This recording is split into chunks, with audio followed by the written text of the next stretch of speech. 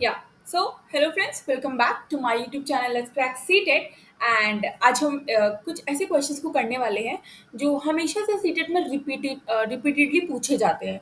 और ये क्वेश्चंस है थ्योरीज से रिलेटेड, जो हमारी वाइगॉस्की की थ्योरी है, जो पियागेट की थ्योरी है और जो कोलबर्ग की थ्योरी है, उनसे रिलेटेड मैंने ऐसे 10 क्वेश्चंस को फाइंड आउट किया है जो आपको मतलब जो आपको हर बार जो है पूछे जाते हैं डिफरेंट डिफरेंट तरीके से। ठीक है, क्वेश्चन सेम ही होता है पर वो अलग अलग तरीके से उनको जो पूछने का तरीका है वो डिफरेंट डिफरेंट हो सकता है। ठीक है, तो बिना टाइम वेस्ट किए चलते हैं वीडियो की तरफ। और अगर आपको वीडियोस अच्छी लगती है तो चैनल को सब्सक्राइब और लाइक जरूर कीजिएगा। ठीक है, so the question number 1 is according to Piaget the process of adjustment schemas in response to the new information is called. ठीक है, पियागेट के अकॉर्डिंग जो एडजस्ट करते हैं स्कीमास में, ठीक है, न्यू इन्फॉर्मेशन को एडजस्ट करते हैं, उसको हम क्या बोलते हैं? एसिमिलेशन कहते हैं, एकोमोडेशन कहते हैं, इक्विलिब्रियम कहते हैं या फिर कंजर्वेशन कहते हैं। तो उस चीज का जो प्रोसेस होता है ना, हम एडजस्ट करते हैं अपने स्कीमा को। ठीक है, उसमें न्यू इन्फॉर्मेशन ऐड करते हैं। ठीक है, तो that is known as accommodation. ठीक है, उस प्रोसेस को हम क्या करते हैं? एकोमोडेशन करते हैं। और जब भी वो प्रोसेस हमारे हमारे माइंड में जो पहले से स्कीमा रहता है, अगर वो प्रोसेस हमारे से मीट हमारे मतलब हम और जो एक और प्रोसेस होता है उसे हम कहते हैं एसिमिलेशन। ठीक है, पुराने स्कीमास में एडजस्टमेंट करना।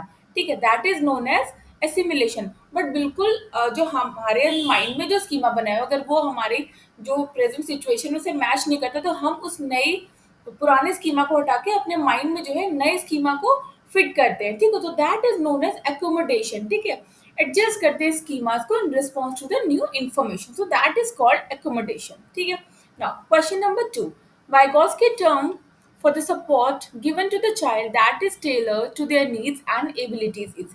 ठीक है, एक जो वाइगॉस्की के टर्म है उसे हम क्या कहते हैं कि जब हम बच्चे को सपोर्ट करते हैं, ठीक है, उसे उसे हेल्प करते हैं उसकी नीड के अकॉर्डिंग, ठीक है, उसकी एबिलिटीज के according. Square folding, modelling, reinforcement या कंडीशनिंग।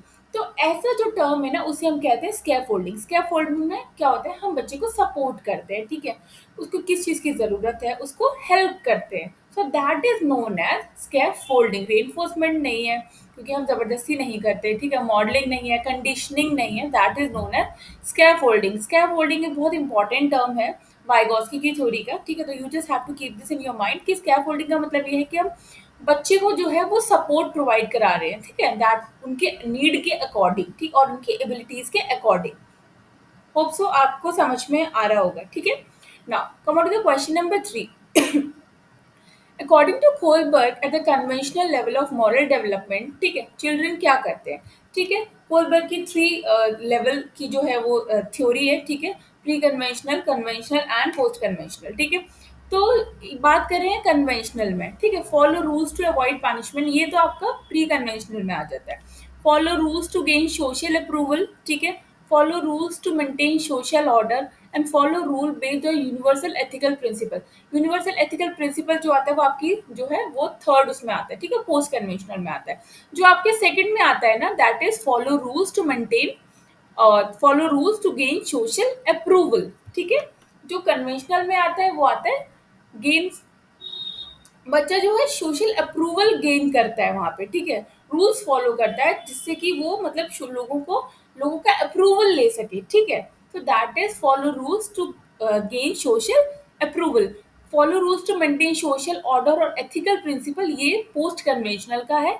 और follow rules to avoid punishment, ये तो आपका प्री कन्वेंशनल का है। ठीक है, तो आपको ये याद रखना होगा कि क्या कोलबर्ग की जो 3 स्टेजेस हैं, प्री, पोस्ट और कन्वेंशनल, इसमें जो दो दो स्टेजेस हैं, सब स्टेजेस, कि उन उन स्टेजेस में किस किस के बारे में बात की गई है। ठीक है, तो ये भी आपको अपने माइंड में स्कैन करके रखना है कि किस पार्ट में किसकी बात की हुई है।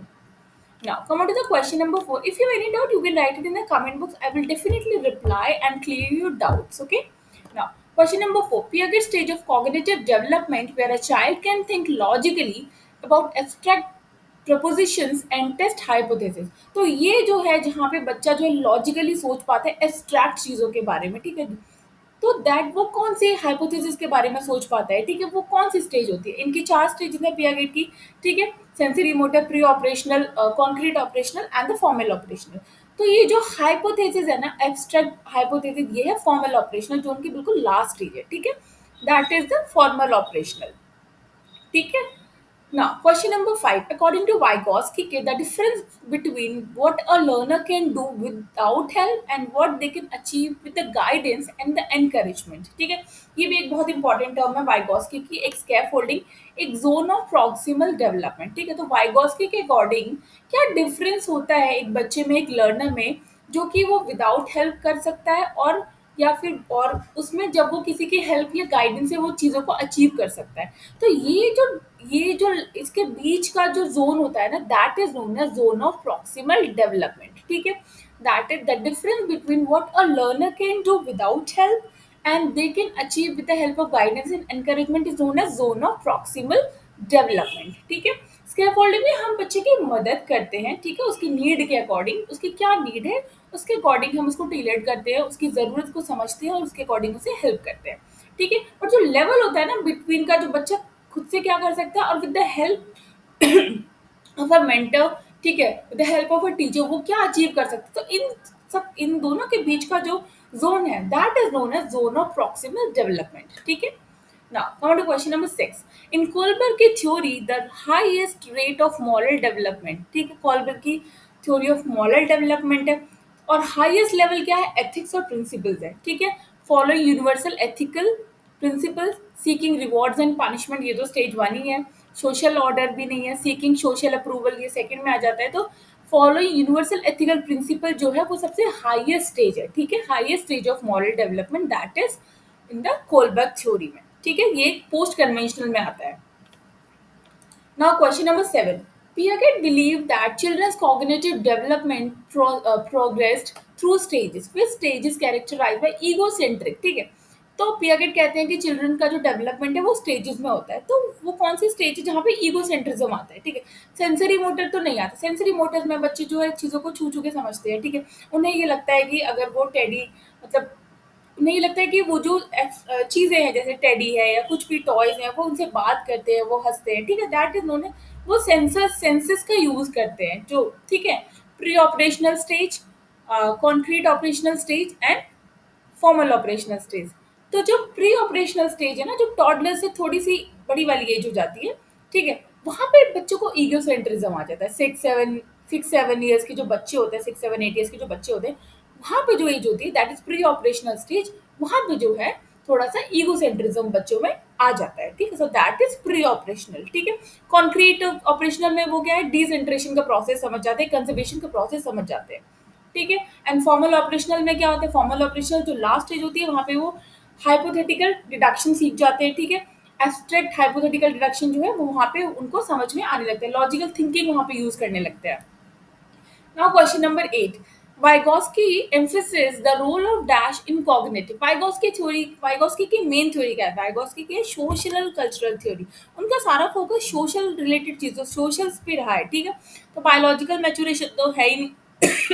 सॉरी. ठीक है, second social interaction, physical environment and innate abilities. तो वाइगॉस्की का जो मेन जो थ्योरी है that is based on the socialism. तो Vygotsky emphasis the role of social interaction in cognitive development. ठीक है. Now, question number 9. According to Piaget, the understanding that objects continue to exist when they cannot be seen, heard, and touched is known as. ठीक है, that is according Piaget के according ये समझना कि object जो है, जो दिख नहीं रहा, जिसे हम छू नहीं सकते, ठीक है, जिसे हम देख नहीं सकते, सुन नहीं सकते, छू नहीं सकते, वो भी एग्जिस्ट करता है.